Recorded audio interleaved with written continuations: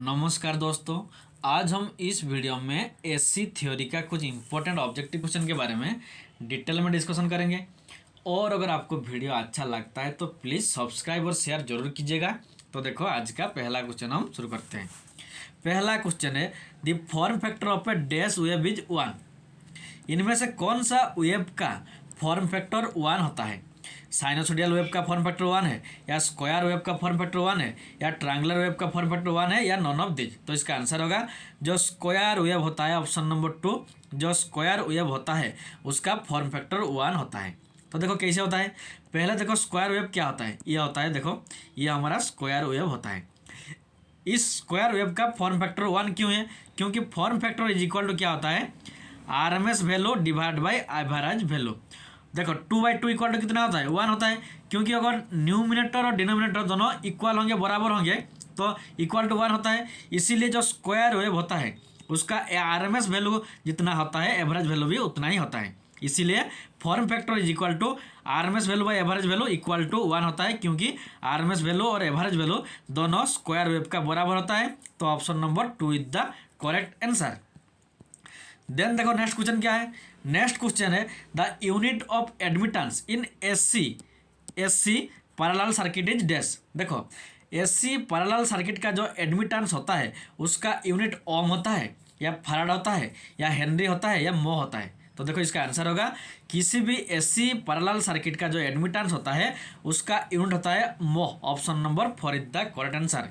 देखो क्योंकि जो एडमिटेंस होता है वो इम्पीडेंस का ऑपोजिट होता है। इम्पीडेंस का यूनिट क्या है, ओम होता है। तो इसीलिए उसका ऑपोजिट जो होता है एडमिटेंस, उसका यूनिट क्या होता है, मोह होता है। यह मोह का सिंबल। तो option number 4 is the correct answer. Then देखो नेक्स्ट क्वेश्चन क्या है। नेक्स्ट क्वेश्चन है सीरीज रिजोनेंस ऑकर्स व्हेन। देखो सीरीज रिजोनेंस कब होता है, जब इंडक्टिव रिएक्टेंस कम होता है कैपेसिटिव रिएक्टेंस से, या जब इंडक्टिव रिएक्टेंस इक्वल होता है कैपेसिटिव रिएक्टेंस से, या जब इंडक्टिव रिएक्टेंस ज़्यादा होता है कैपेसिटिव रिएक्टेंस से, या जब इंडक्टिव रिएक्टेंस कम होता है रेजिस्टेंस से। तो देखो इसका आंसर होगा जब सीरीज रिजोनेंस होता है तब क्या होता है ना, इंडक्टिव रिएक्टेंस और कैपेसिटिव रिएक्टेंस दोनों क्या होता है ना, इंडक्टिव रिएक्टेंस और कैपेसिटिव रिएक्टेंस दोनों इक्वल बराबर होते हैं। Option number 2 is the correct answer. Then देखो नेक्स्ट क्वेश्चन क्या है। नेक्स्ट क्वेश्चन है as the power factor of a circuit is increase. जब एक सर्किट का पावर फैक्टर का वैल्यू इंक्रीज ज़्यादा होता है तब उसका रिएक्टिव पावर कम होता है, या एक्टिव पावर कम होता है, या रिएक्टिव पावर ज़्यादा होता है, या बोथ एक्टिव और रिएक्टिव दोनों ज़्यादा होता है, दोनों का वैल्यू ज़्यादा होता है। तो इसका आंसर होगा जब पावर किसी भी सर्किट का जब पावर फैक्टर का वैल्यू ज़्यादा होता है तब उसका रिएक्टिव पावर का वैल्यू कम होता है। Option number 1 is the correct answer. क्यों होता है देखो, क्योंकि जो पावर फैक्टर होता है उसका फॉर्मूला क्या है, पावर फैक्टर का वैल्यू कॉस थीटा होता है। और जो रिएक्टिव पावर है उसका फॉर्मूला क्या है, reactive power is equal to voltage into current into sine theta होता है। अगर पावर फैक्टर का वैल्यू ज़्यादा होता है मीन्स कॉस थीटा का वैल्यू ज़्यादा होगा। जब कॉस थीटा का वैल्यू ज़्यादा होता है तब साइन थीटा का वैल्यू कम होता है, डिक्रीज होता है। इसीलिए एक सर्किट में जब पावर फैक्टर का वैल्यू ज़्यादा होता है तो उसका रिएक्टिव पावर का वैल्यू कम होता है। Option number 1 is the correct answer.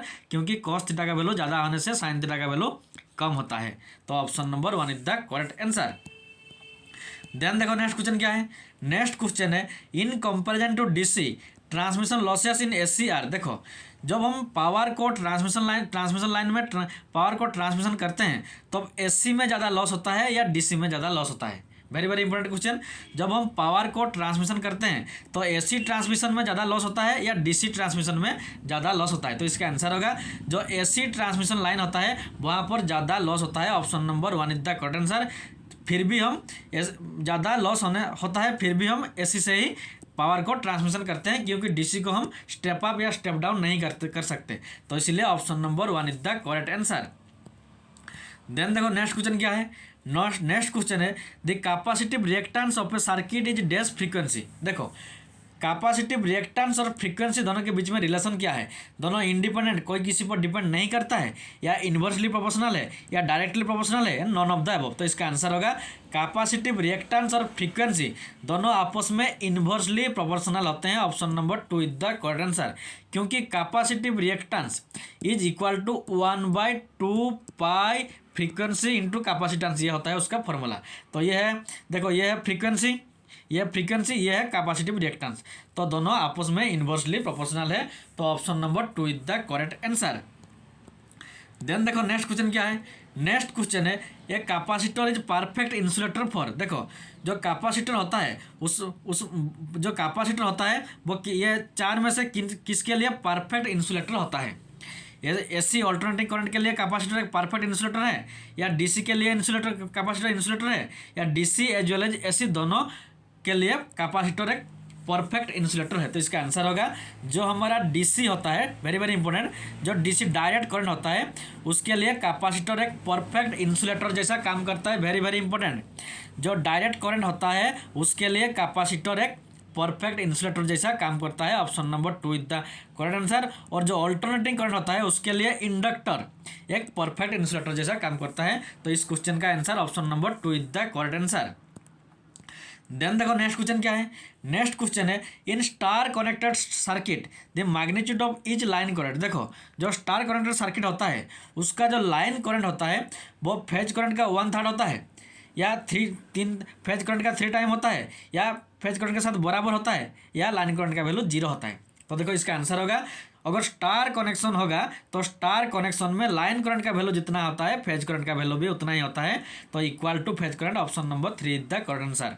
और अगर लाइन वोल्टेज होता है तो line voltage is equal to होता है √3 इंटू फेज वोल्टेज होता है स्टार कनेक्शन में, लेकिन लाइन करंट है तो स्टार कनेक्शन में line current is equal to phase current, option number 3 is the correct answer.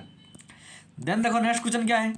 Next question है in 3 phase supply 3 phase voltage are displaced by angle, देखो अगर 3 फेज सप्लाई में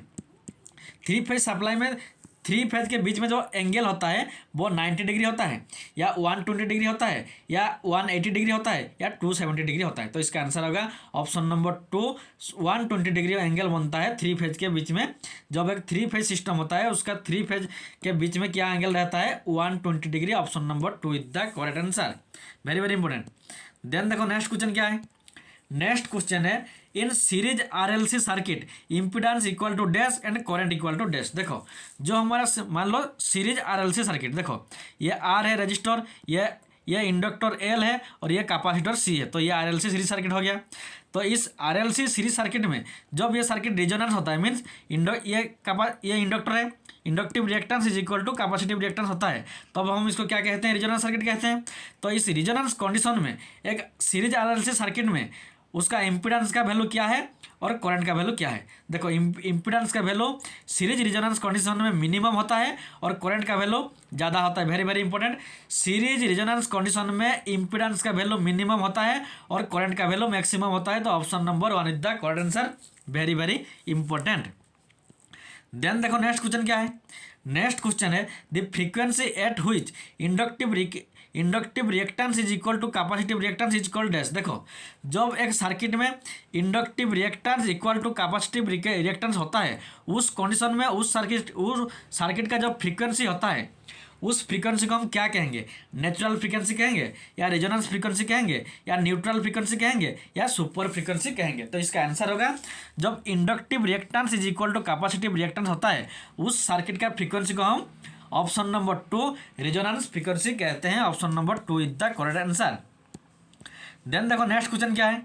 next question है if the voltage and current have a phase difference 90 degree in AC circuit the power will be, क्या होगा। देखो एक AC circuit का जो वोल्टेज होता है और करंट होता है दोनों के बीच में एंगल कितना है 90 डिग्री, तो अब उसका पावर क्या होगा, मैक्सिमम होगा, मिनिमम होगा, या 1.1 होगा, या 0 होगा।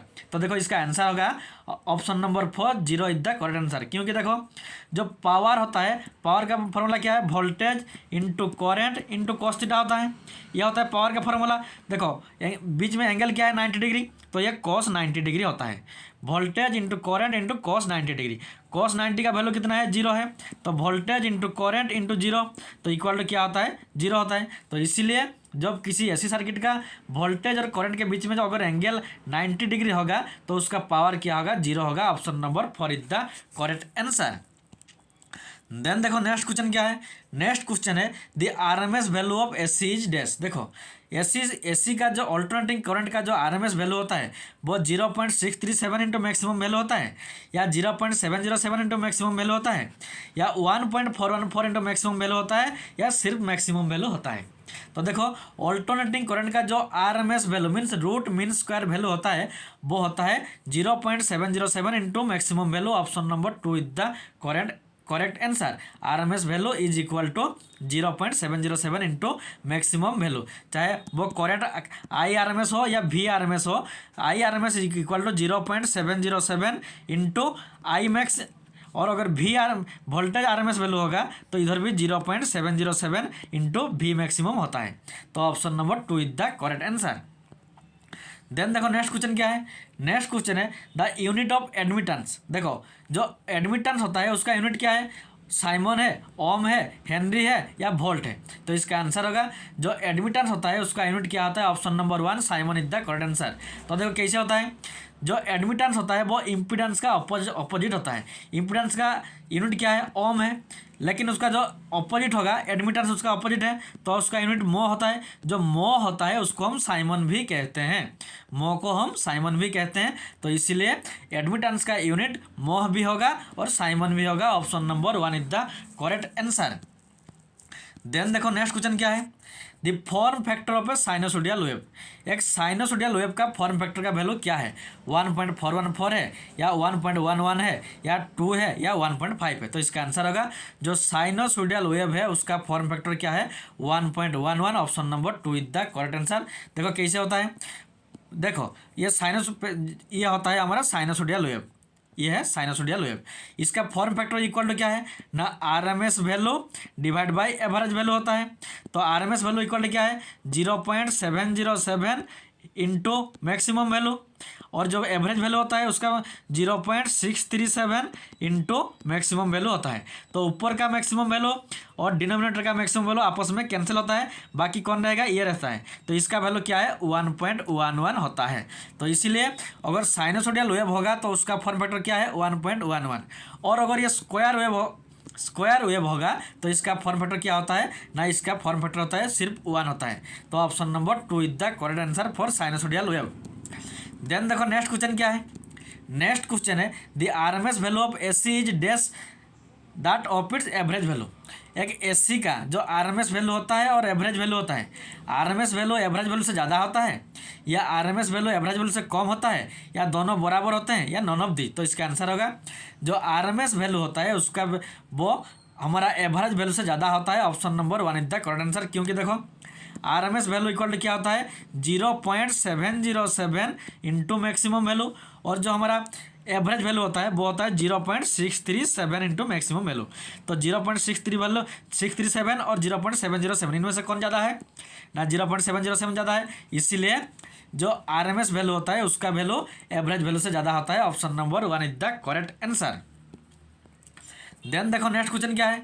नेक्स्ट क्वेश्चन है power factor can be improved by. देखो पावर फैक्टर जो कॉस थीटा होता है, पावर फैक्टर जो कॉस थीटा होता है उसका वैल्यू को हम कैसे इम्प्रूव ज़्यादा इंक्रीज कैसे करेंगे। स्टैटिक कैपेसिटर से ज़्यादा किया जाता है, इंक्रीज किया जाता है, या सिंक्रोनस कंडेंसर से इंक्रीज किया जाता है, या फेज एडवांसर से ज़्यादा किया जाता है, या ऑल ऑफ दी। तो इसका आंसर होगा जो पावर फैक्टर होता है उसका वैल्यू को हम स्टैटिक कैपेसिटर से भी इंक्रीज करते हैं, इंप्रूव करते हैं, और सिंक्रोनस कंडेंसर से भी इंप्रूव करते हैं, और फेज एडवांसर से भी हम पावर फैक्टर इंप्रूव करते हैं। तो all of the above is the all of this is the correct answer. Option number 4।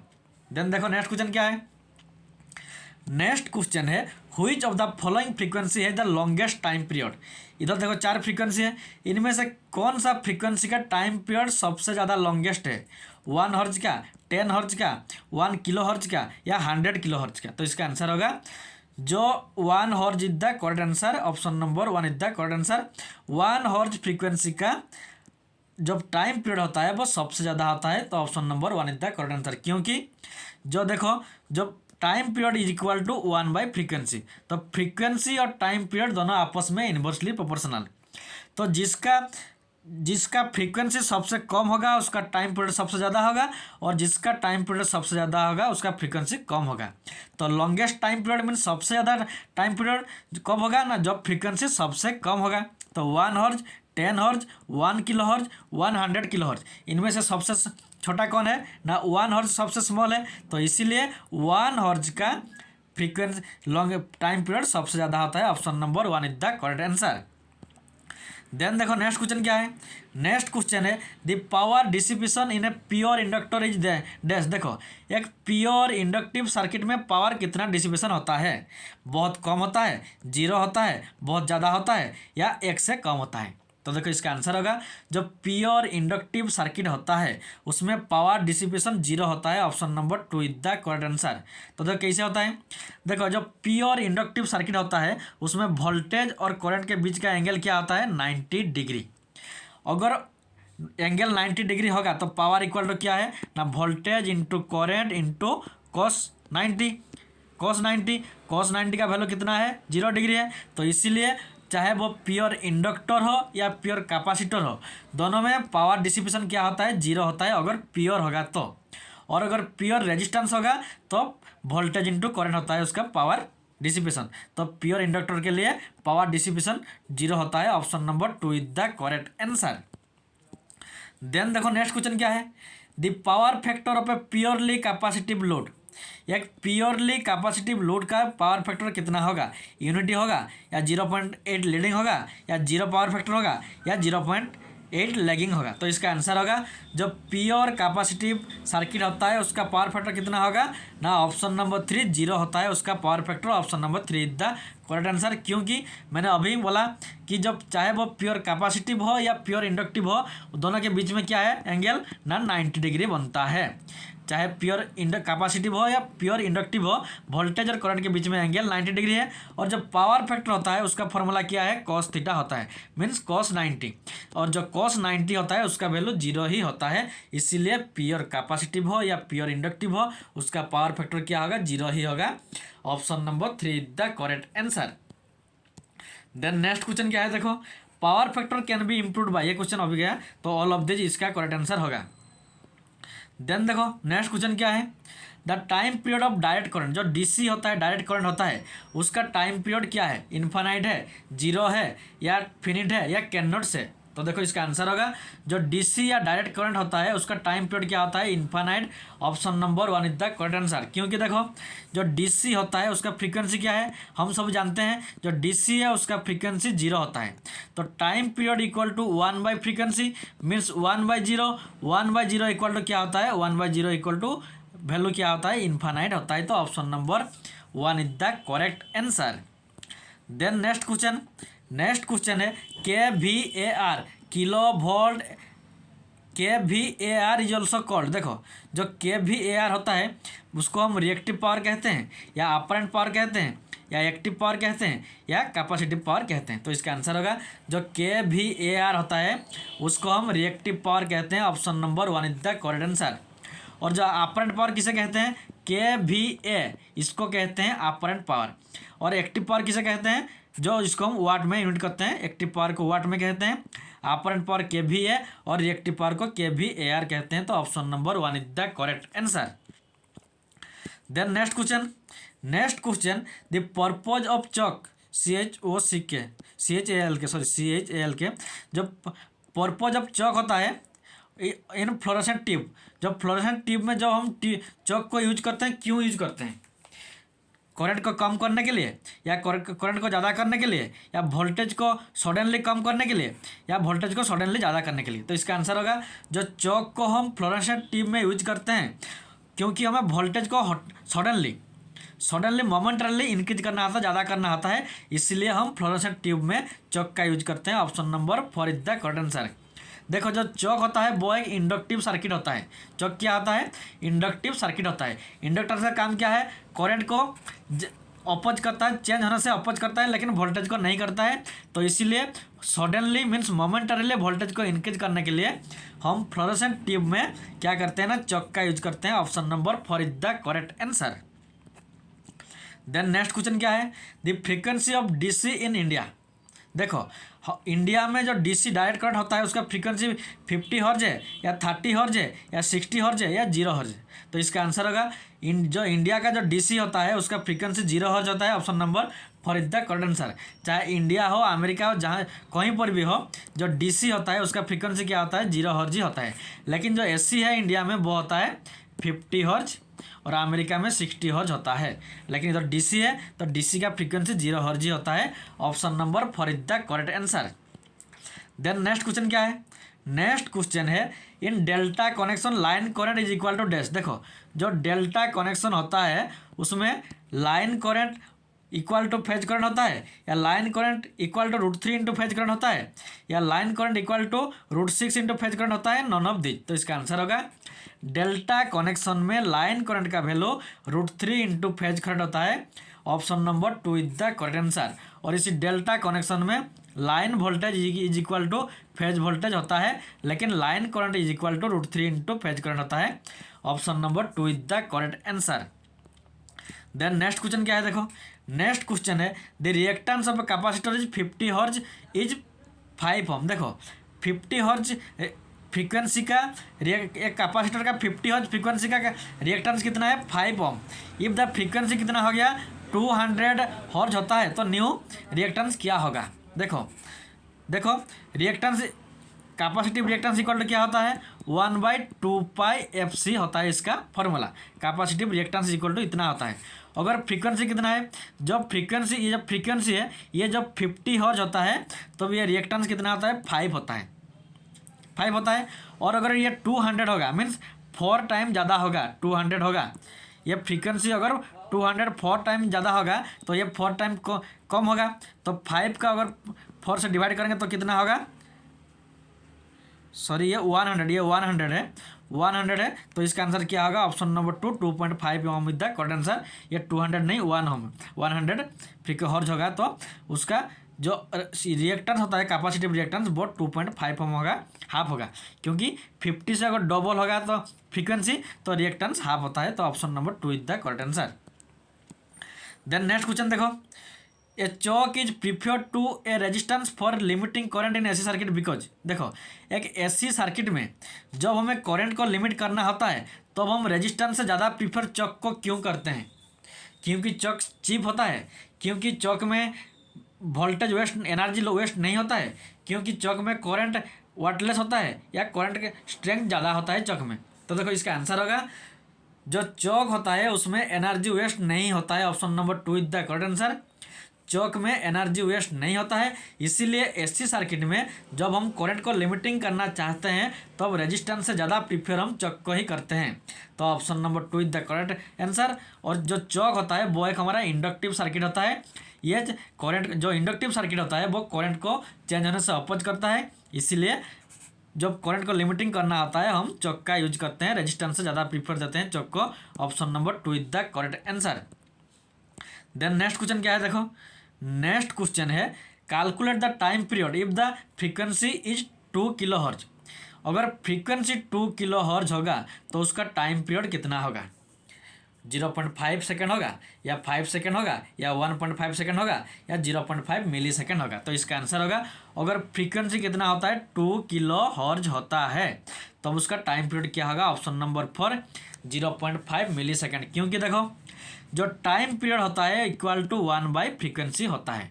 तो फ्रीक्वेंसी कितना है 2 किलो हर्ज, तो time period is equal to 1/2 kilo hertz होगा। तो 2 किलो हर्ज 1/2 किलो हर्ज, 2 किलो हर्ज के बदले हम 2000 हर्ज भी लिख सकते हैं। तो 1/2000 इक्वल टू क्या है ना, 0.5 millisecond. Option number 4 is the correct answer. Then next question. तो आज के लिए इतना ही। Thanks for watching.